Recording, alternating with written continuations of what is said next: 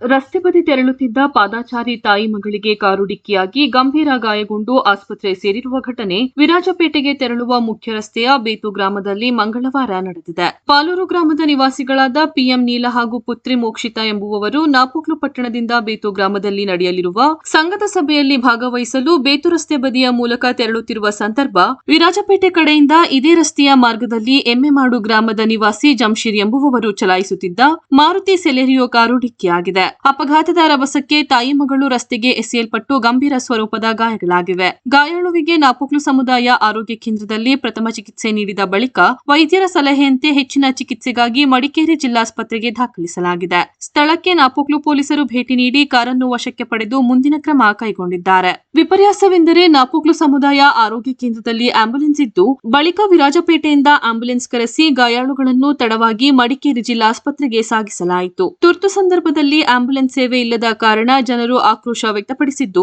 ಸಂಬಂಧಪಟ್ಟ ಜಿಲ್ಲಾ ಆರೋಗ್ಯ ಇಲಾಖೆಯವರು ಕೂಡಲೇ ಎಚ್ಚೆತ್ತುಕೊಂಡು ನಾಪೋಕ್ಲು ಸಮುದಾಯ ಆರೋಗ್ಯ ಕೇಂದ್ರದಲ್ಲಿರುವ ಆಂಬ್ಯುಲೆನ್ಸ್ಗೆ ದಿನದ 24 ಗಂಟೆ ಸೇವೆಗೆ 2 ಚಾಲಕರನ್ನು ನೇಮಿಸುವಂತೆ ಸಾರ್ವಜನಿಕರು ಒತ್ತಾಯಿಸಿದ್ದಾರೆ.